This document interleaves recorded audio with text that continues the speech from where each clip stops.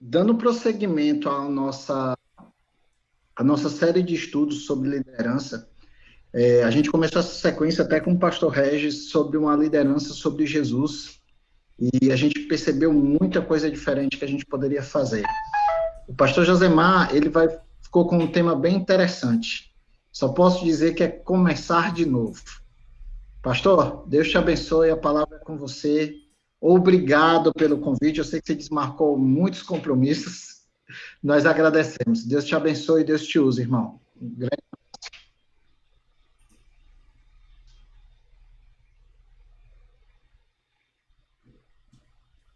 Amém. É um privilégio, mano, estar com vocês, pessoas, né, proporcionadas, principalmente a gente tem facilidade de falar e ver com quem nós estamos falando. Isso encurta as distâncias e aproxima, nos aproxima, né? De verdade, que quando tem um ditado que diz que o coração só sente aquilo que os olhos vê, né?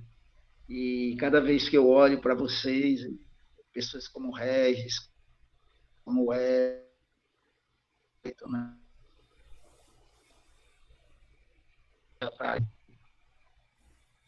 Que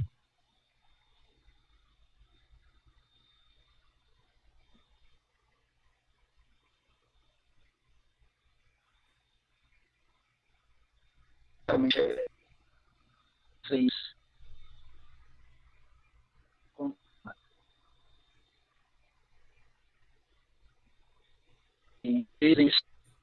dizem que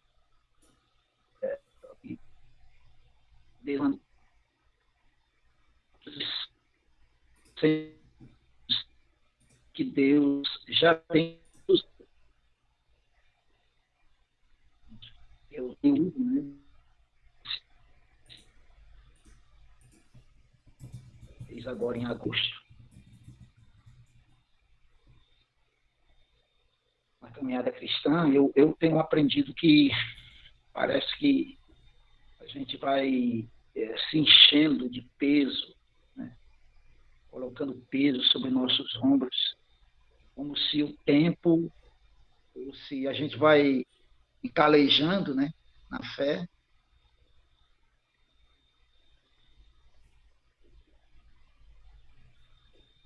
mas quer se iniciando todo dia. Porque o cristão, ele sempre deve começar de novo, todo dia. Todo dia, entende?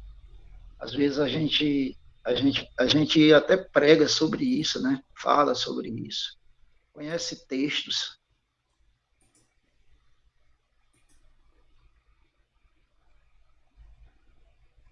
mas nós eles são que educadores, discípulos espirituais.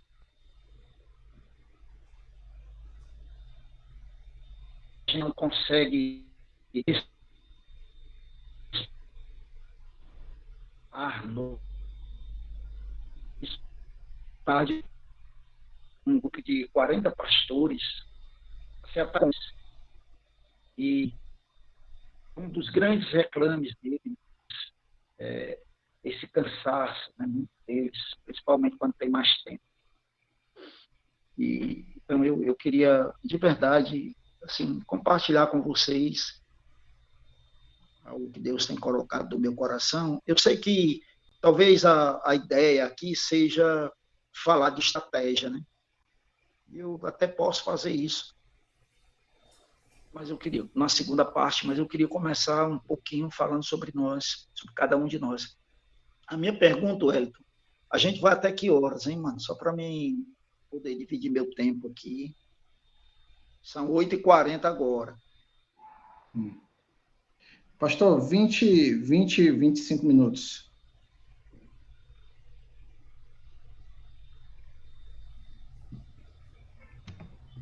Conseguiu ouvir? E aí você para perguntar, consegui sim. Eu vou dividir meu tempo aqui, tá bom? Esses 10 minutos eu quero falar sobre começar de novo com a gente, né? Se renovar. Ok. Porque um pastor, um líder, alguém que esteja à frente, um discipulador, né, um pregador, qualquer um, se essa pessoa ela não está bem, se ela não conseguiu viver a alegria e o gozo do reino, né? Estou me lembrando de Lucas capítulo 10, quando Jesus envia ele 2 e eles vão pregando o evangelho, eles vão expelindo demônios, eles vão curando, né? E é interessante porque quando eles voltam muito felizes, muito alegres. E eu queria pegar essa deixa. Jesus até diz para eles, olha, vocês estão felizes porque, né, os espíritos se submetem e tal, mas não estejam felizes e alegres somente por isso, mas por ter o nome de vocês colocado nos céus. E eu quero trazer isso aqui. No reino, eu não posso só falar do reino, pregar do reino, ensinar sobre o reino, e não viver a alegria do reino. Entende?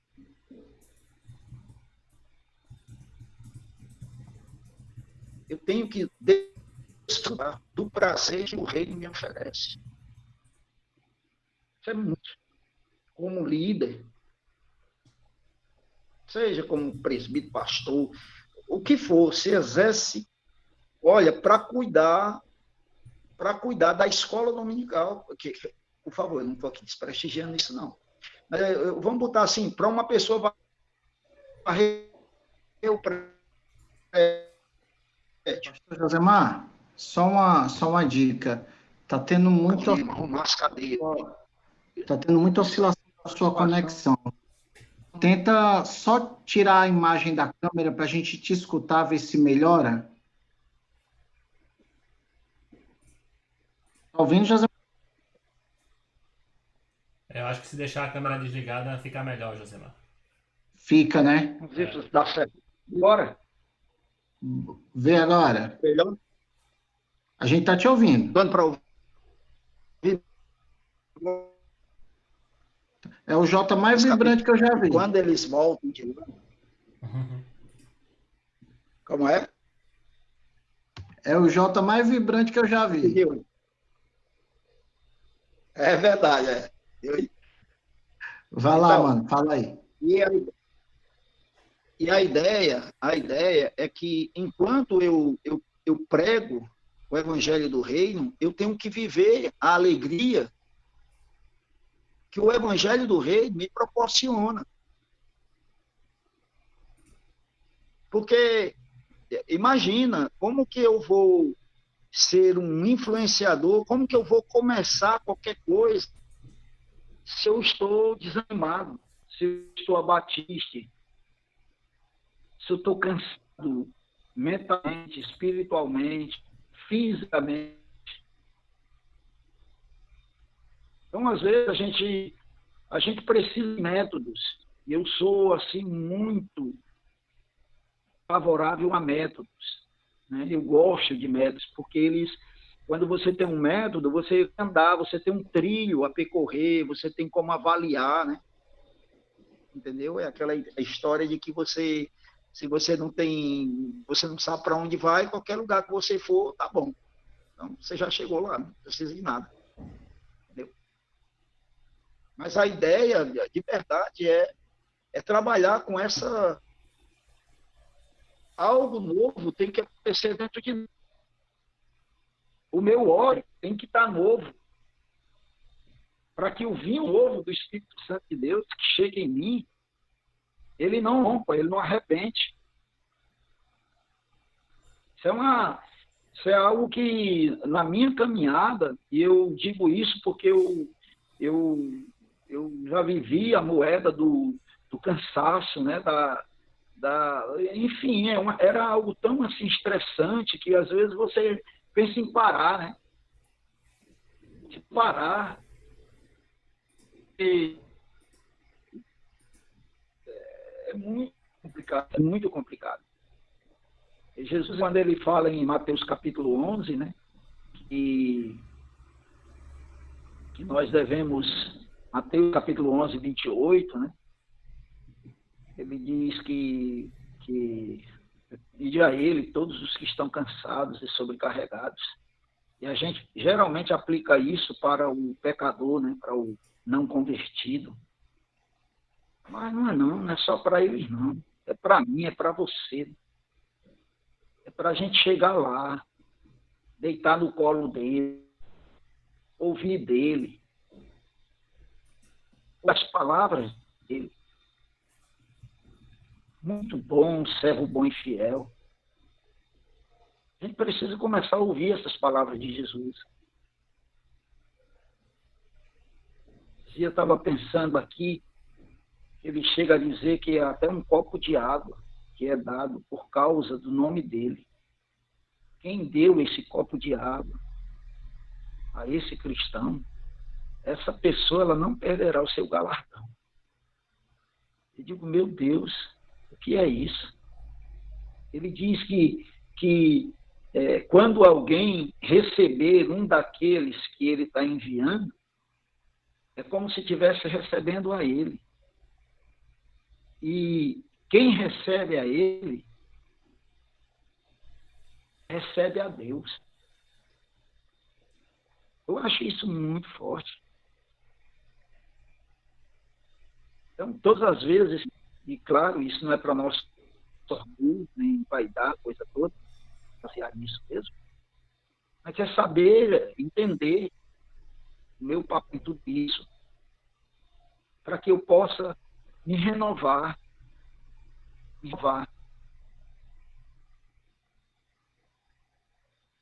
Cada vez que eu chego em alguém, ou que alguém se aproxima de mim, eu quero que essa pessoa ela consiga ser feliz, porque eu sou feliz com ela. Eu estava, para começar de novo, né, a gente fica olhando, por exemplo, para a igreja de Atos, e a gente cresceu muito nesse movimento de que nós queremos ser a igreja do primeiro século. E louvado seja Deus por isso, né? A gente nunca deve se afastar dali. Porém, tem umas coisas que às vezes a gente erra, porque a gente fica muito preso à forma e perde o espírito que guiava aquela igreja, o que estava ali por trás daquela igreja. Entre outras coisas, ela era uma igreja muito simpática.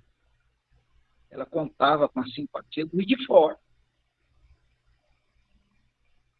Eu fico imaginando que o culto deveria ser um culto onde a palavra da verdade estava sendo anunciada de maneira muito clara, né? Muito compreensível, mas de uma maneira muito, vamos dizer assim, agradável, sem ser pesada, sem ser algo, vamos dizer assim, que cansasse os ouvintes, que cansasse. Deveria ser algo que as pessoas elas querem mais e mais. Obviamente que o Espírito Santo de Deus está em tudo isso, né? A gente não esquecer. O Wellington sabe disso, uns anos atrás, né, uns 9 anos atrás, eu saí da congregação. E comecei esse trabalho num bairro que é o dobro da distância. É o dobro da distância. E eu comecei esse trabalho lá, um grupo pequeno de irmãos, apesar de que hoje ainda é um grupo pequeno, mas eu ficava me perguntando, meu Deus, o que eu vou fazer aqui, né? que eu tenho para fazer aqui? Não tinha prédio, não tinha nada, não tinha nem microfone. E com a igreja que eu ia começar, ela era instrumental, né? E aí a gente sabe que irmãos que não concordam me colocaram logo como um enviado, e que tanto aquelas mesmas pessoas que muitas vezes eu tinha trabalhado, vestido e tal, essas pessoas elas começaram a não só me gerar, até perseguir, né? Então eu fui para lá e eu não tinha muita coisa. Eu disse, meu Deus, o que eu vou fazer aqui, né?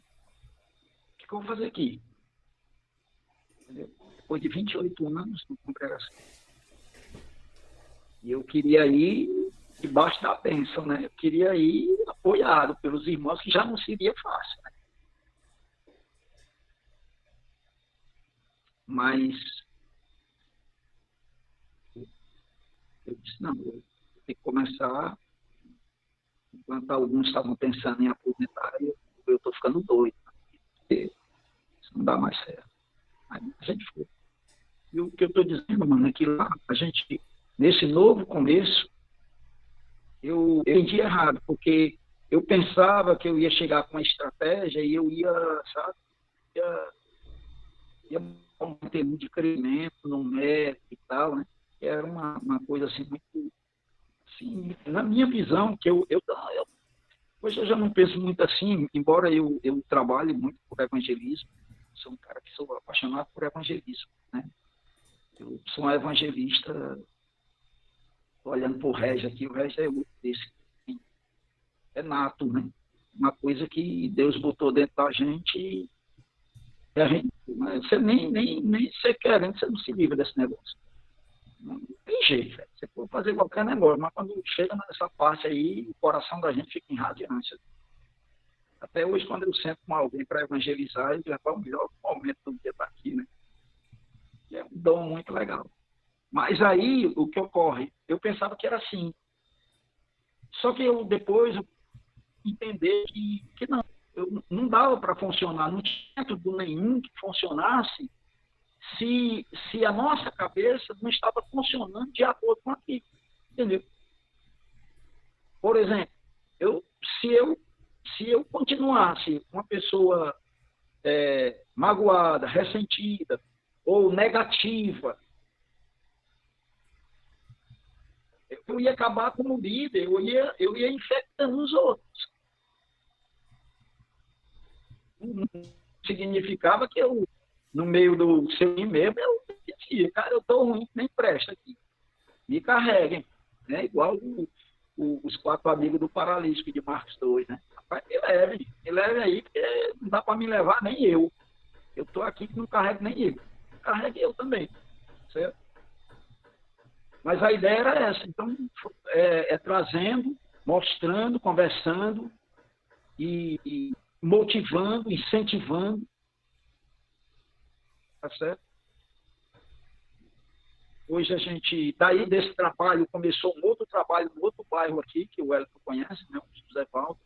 E esse fica mais próximo da minha casa. Eu acho que fica talvez uns 8, 10 quilômetros da minha casa. O primeiro lá, não. O primeiro é 22 quilômetros. Essa cidade, né, de leste a oeste. Eu praticamente essa cidade de Fortaleza. E aí a gente começou esse trabalho e lá, em função disso, pelo método do grupo pequeno, que era isso, que é isso que vocês fazem, né?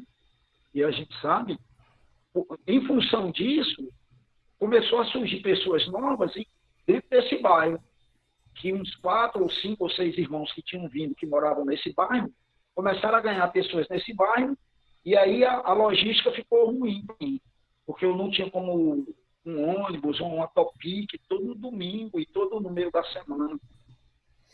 E eu tive que começar um outro bairro. Nesse outro bairro, fiquei meio dividido, né, entre um e outro, até formar 2 lideranças. Hoje eu tenho uma liderança no José Valdo, lá no Quintino Cunha, e da assistência a eles. Mas o que eu percebo de verdade é qual é esse conversa, né? É essa ideia de essa coisa de você se revelar. Você tem que melhorar por dentro. Tem que melhorar. A liderança de Jesus, ele inspirava as pessoas. Ele inspirava. As pessoas queriam fazer isso. Esses dias eu estava falando lá na igreja, rapaz, eu louvo o dia em que eu vou ver jovens aqui, adolescentes, dizendo para mim, pastor Josemar, eu quero fazer faculdade de teologia, eu quero parar na área, eu quero ser um pregador, eu quero ser um missionário. Entende? Que as pessoas elas ficam inspiradas por isso, porque foi isso que Jesus fez. O que Jesus fez, Jesus não deu um método para eles. Eles tinham um método, óbvio, né? Que a gente sabe que eles eram cuidados um a um por Cristo. Eles passaram a cuidar, que depois passaram a cuidar, que é o apóstolo Paulo fala, né, a Timóteo, ele diz: aquilo que tu viste, ouviste em mim. Né? Isso mesmo tu transmite a homens idôneos e fiéis que possam transmitir a outros. Mas é vida. Não é um método. É vida. Vida de Jesus. Gerando vida na vida das outras pessoas. O método vai se reunir na casa, vai se reunir do trabalho, a forma, uma igreja com ou sem, pequenos grupos, eu não sei. Mas tem vida, porque é essa coisa vida que vai gerar vida.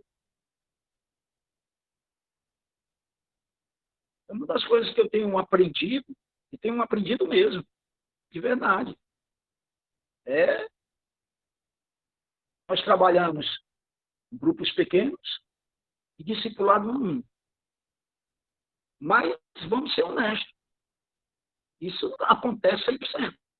Não acontece mesmo, porque tem pessoas que se esquivam, que faz corpo mole, então o que é que fazer? Eu vou trabalhar com aqueles que estão comigo, perto de mim, transferindo para eles aquilo que posso, não só do conhecimento, mas de vida com Cristo, e esperar que eles influenciem aqueles que também estão perto deles.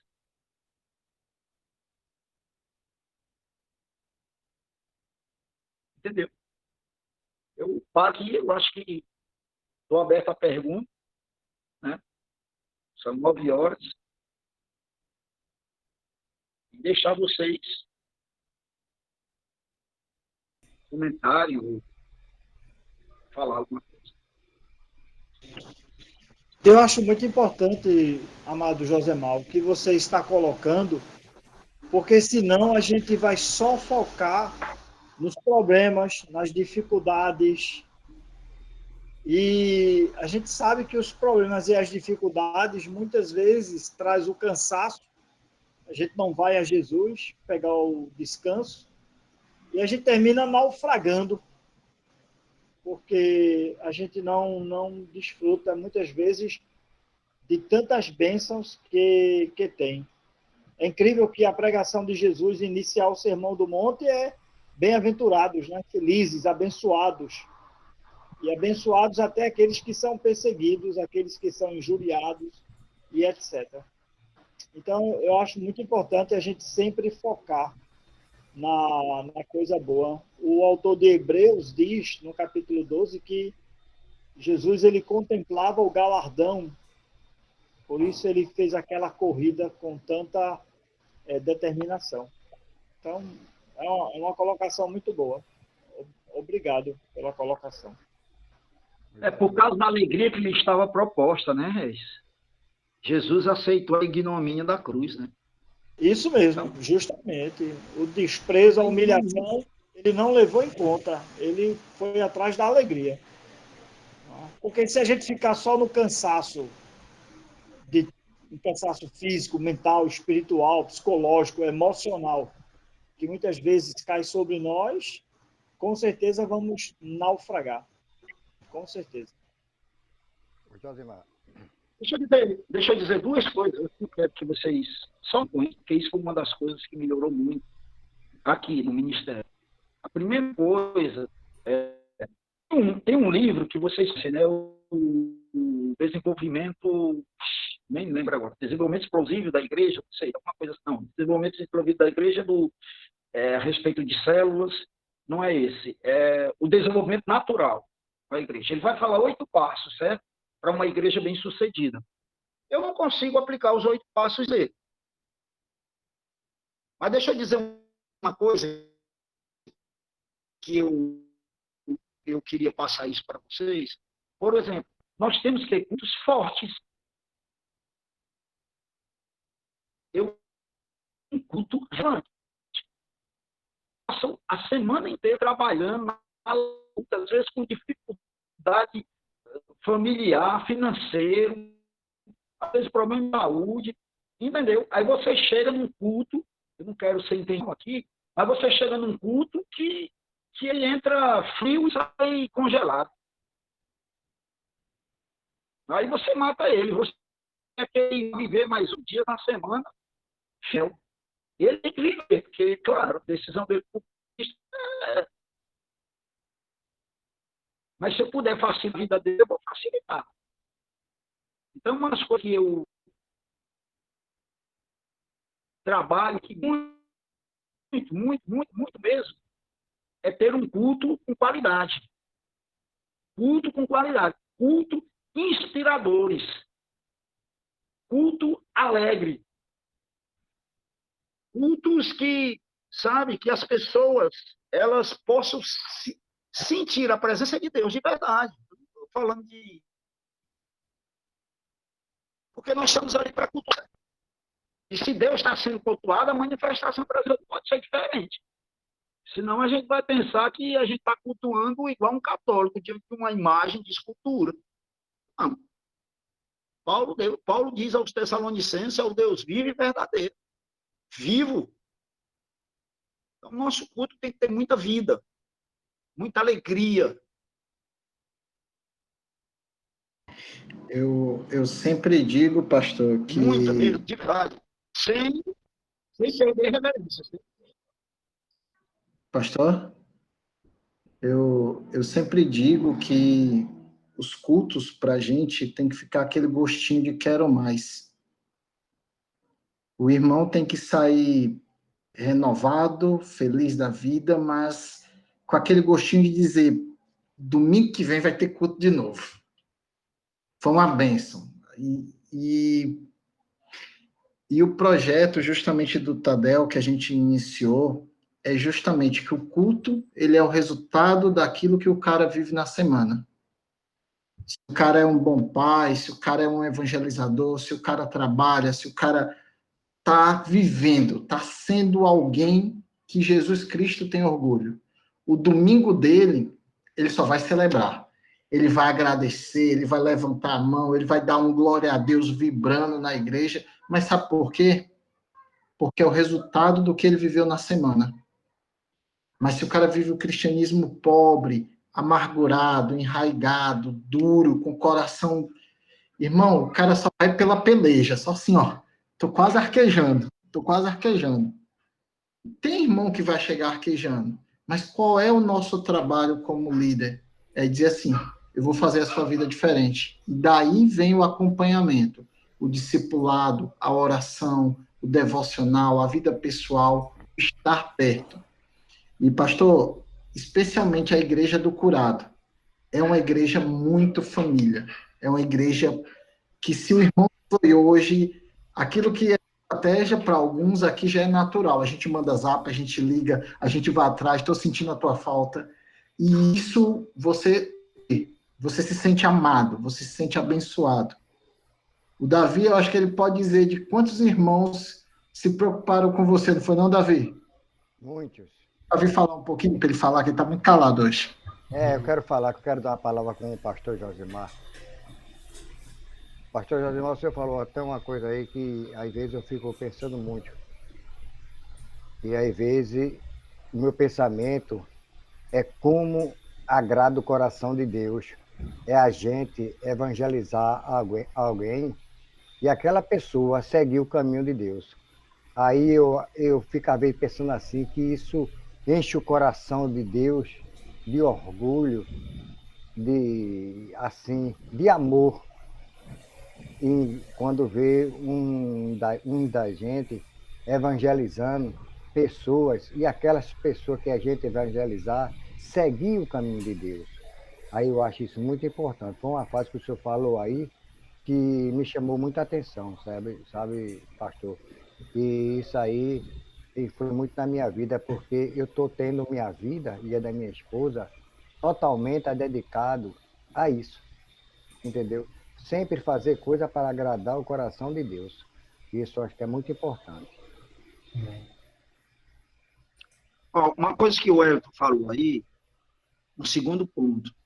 Tenha culto bons, culto com qualidade,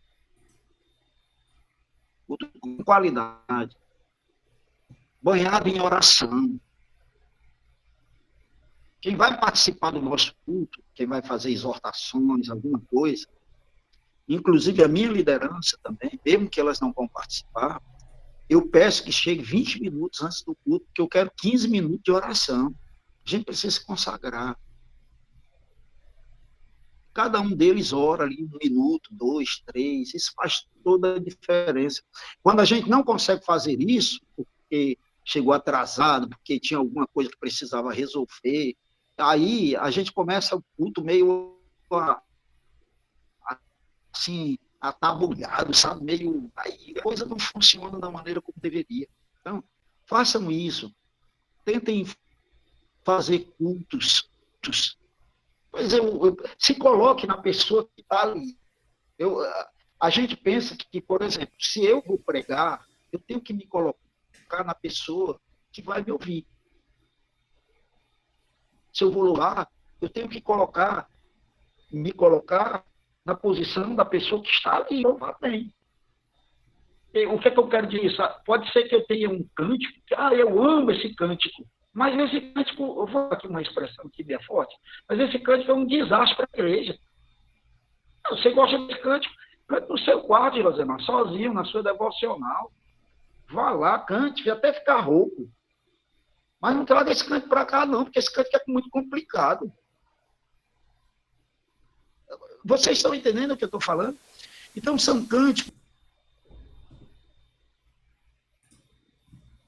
Cristão tem que ter cruz. Culto cristão tem que falar de Jesus. Muito tempo atrás, o ministro Romeu aqui, ele é show de bola em uma das congregações. Ele já está treinando o outro também, né? Ele é um cara muito... O Léo, tu conhece ele, o Léo, né? Do Rafael. Ele tem crescido muito, muito, muito mesmo. Entendeu?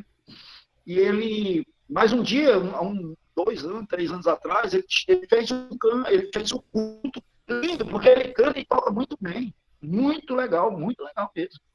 Mas quando terminou o culto, eu sentei com ele e eu disse, olha, se um muçulmano ou um judeu tivesse aqui, ele não teria nenhum problema de louvar. Que é isso, pastor? É verdade. Você não falou de cruz, não falou de Jesus, filho? Você falou de Deus. Para um muçulmano e um judeu, se você falar só de Deus, está tudo bem. Mas nós somos cristãos. Que culto de Jesus Cristo é nada, continuamente. Isso que nos torna cristãos. O nosso culto é cristocêntrico. Esse é o culto. Às vezes, exortações de ceia, e não vai lá, conta uma história bonita, mas não tem nada a ver com cruz. Eu estou citando isso. A segunda coisa que eu quero que você pense, que o Elton falou aí, se você já tem, uma das coisas que eu tenho aqui, e graças a Deus vocês têm aí também, é comunhão forte. Mano, isso aqui é forte. Trabalhe na comunhão. Não permitam fofocas. Não permitam dilatando ninguém. Não permitam. Chega, abraça. Nas pregações, você direciona, né?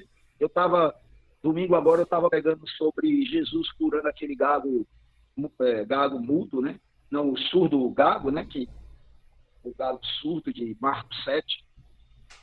E ele volta para Gadara. E o meu primeiro ponto foi esse. Eu digo, olha, a gente aprende aqui o coração amoroso de Jesus, porque ele havia sido expulso daqui, quando ele expeliu aquela legião de demônios, aquele endemoniado, e mandou para os porcos.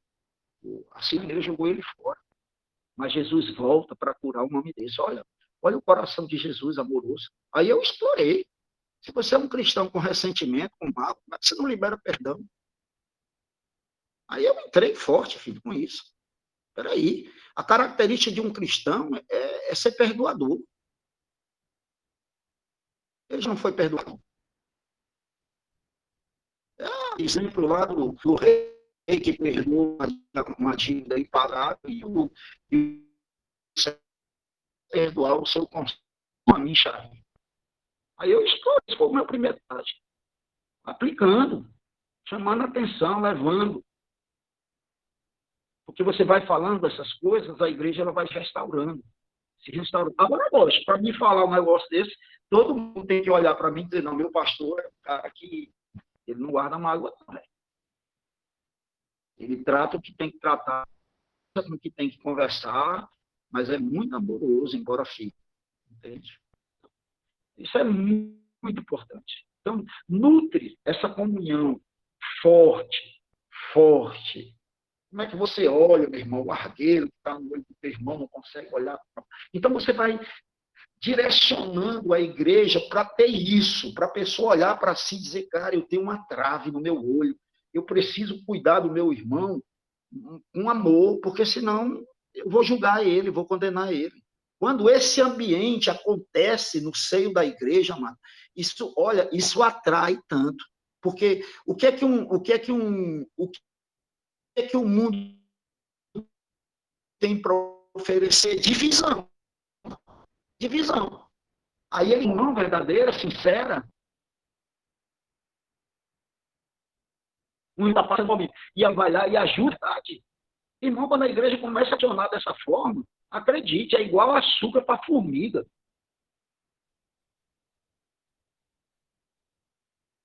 Eu estou vendo, domingo agora, eu não fui para o Quintino Cunha, porque 2 domingos que eu só fico numa das congregações, e aí um dos meus líderes prega a mesma mensagem, né? Eu preparo a mensagem, mando para ele na outra congregação. Certo? E então eu estava vendo que as 2 congregações, nós tivemos aproximadamente 15 visitantes nas 2 congregações. Pessoas pedindo visitas. O que as pessoas sentiram? Ouviram uma boa mensagem, mas ouviram que ali naquele ambiente é um ambiente de amor.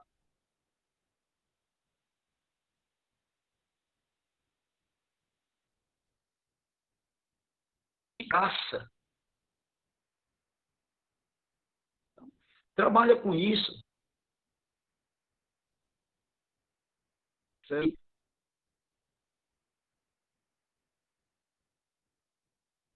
Imagina se a gente não consegue criar um ambiente de amor. Tira a imagem que está melhor para que falha. Desculpa, mano. Entendeu? Pronto. Se eu não consigo ter um ambiente com 40 pessoas amorosas, pessoas felizes, não são pessoas perfeitas, não. Isso não existe, não. Isso não existe, não. As pessoas, elas são imperfeitas. Mas aquele ambiente gostoso, sabe, que a pessoa não tem lá fora, mano. Aquela comunhão verdadeira, sincera. Isso é muito valioso, mano. Valioso. E aí isso é como se fosse vai infectando, sabe, toda a congregação, vai permeando, né, melhor dizendo, toda a congregação. Eu tenho uma senhora lá que já está com uns 3 anos que ela está com a gente. Essa mulher era braba, mano, mas braba, valente, pessoal, mulher valente, mano. Acho que até que ela batia no marido dela. Rapaz, essa mulher hoje é muito... E ela foi semana atrasada. Não, domingo agora, ontem fez 8 dias. Eu estive na casa com ela, né, que ela vende um lanchezinho lá, e eu, depois do culto, eu fui lá com o filho dela e conversando com ela, ela era uma bênção, né, para a minha vida, porque de fato mesmo, o pastor, só o senhor mesmo para falar, porque tem tanta coisa na minha vida. Aí eu disse, mas não já mudou, não? Olha atrás, isso mudou. Eu era, vamos dizer assim, a pessoa desagadora dentro da minha casa. Hoje não. Isso não é, mano. E a pessoa diz, eu lhe agradeço muito, pastor, porque eu me sinto muito amada. É assim que funciona, mano.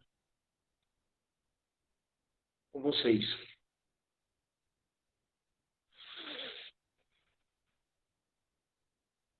Pode falar.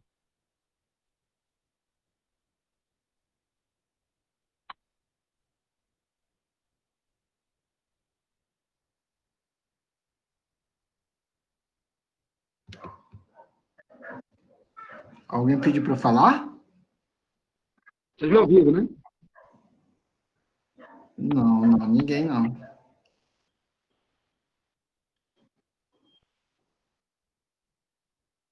Pode continuar, Josemar. Pois é, então, era isso que eu vinha falando. Então, são essas mudanças, sabe? Essa transformação que você começa a perceber nas pessoas. Perceber nas pessoas. Você começa... Claro, a gente sabe que tem pessoas que são dificultosos mesmo, mas você vai tratando, trabalhando, também não libera aquela pessoa para ficar fazendo mal dentro da igreja. Isso não pode acontecer. Aí você vai tratando, conversando, animando e consertando e mostrando o correto e querendo que ela faça o correto, porque não dá.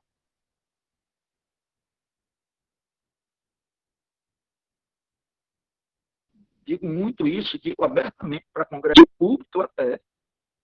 Irmão, olha, se você não está aqui para amar, você é o evangelho de Jesus. Você vai precisar se converter de novo. Você tem que nascer de novo. Você pode até ter sido mergulhado nas águas.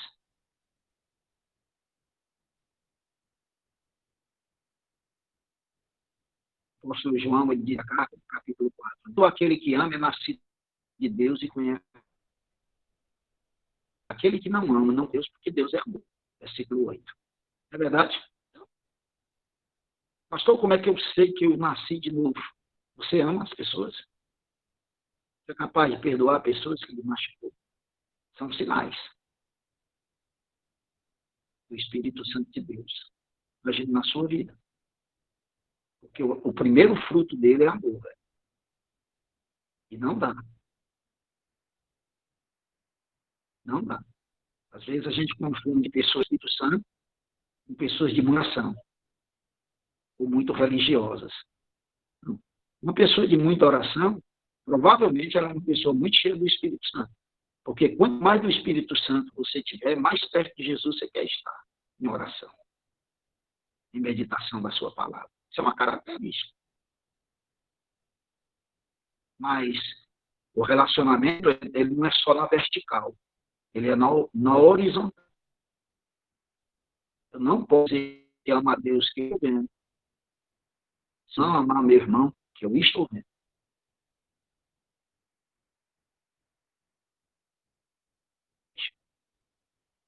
Isso é louco. E ninguém pode dizer que recebeu amor nessa área. Ninguém. Nós fomos loucos. Porque todos nós temos muito para aprender. Verdade. Demorou muito. O que significa de que nós nascemos de novo. Entendeu? Como isso é. Isso não tem preço. Isso não tem preço.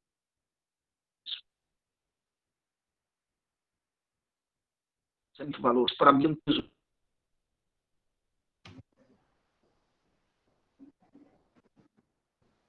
toda a igreja, sabe? É contigo, Everton. Uma coisa, pastor, é que realmente um coração amoroso e uma pessoa cheia de espírito, ela pode fazer a diferença. Eu acredito tanto na ferramenta do discipulado, porque antes de qualquer coisa é uma atitude de amor. Você perder um pouco do seu tempo para investir na vida de uma pessoa. Investir, e eu já vi testemunhos aqui na igreja, como o do Davi, onde ele fala com muito amor e gratidão do que o pastor Regis fez na vida dele. Como o Davi mesmo diz, ele disse, olha, irmão, eu era um semi-analfabeto e eu não sabia ponto, vírgula, não sabia nada, e Deus usou o Regis para mudar a minha vida. E esse cuidado, desse discipulado, Deus mudou. Assim como também Deus usou Josemar para mudar a minha vida. E eu sou muito privilegiado pelos homens de Deus que eu não tive. Eu digo que Deus me deu uma paternidade de pastores assim muito rica. Então teve Josemar, teve Davi, teve Valtimário, teve uma leva de irmãos assim que foram super abençoados e que me abençoaram bastante. Em especial o pastor Josemar, que trabalhou o discipulado, cuidado, amor, proteção. E como o discipulado é importante. Num dos dias mais tristes da minha vida, o pastor Josemar me levou para a casa dele. Não, você vai dormir na minha casa. Deu remédio para dormir, que você precisa dormir. No momento mais difícil, ele, eu vou com você, eu vou estar com você, eu estou do seu lado, não se preocupa. A gente vai. Irmãos, cristianismo, liderança é muito legal servir, mas praticar esse amor de Jesus, fazer a diferença na vida das pessoas, é a melhor maneira de cativá-las, é a melhor maneira de evangelizar. E a pessoa vai sentir naquele momento que Deus está usando aquela outra pessoa para chegar em você. Hoje, por que eu falo tão apaixonado de Jesus? Por que eu sou tão empolgado? Por que eu sou tão virado, elétrico? Muitas coisas têm a ver com o pastor Josemar também, mas porque eu sou muito grato pelas pessoas que passaram na minha vida, pelas pessoas que eu tenho na minha vida, pelos irmãos que eu tenho, pela família que eu tenho, por tudo que Deus tem me dado. Então, irmãos, aprenda com o que o pastor tem ensinado e eu te digo, obrigado, pastor. Foi uma bênção e tem sido uma bênção. Eu acho que a igreja também tem como agradecer.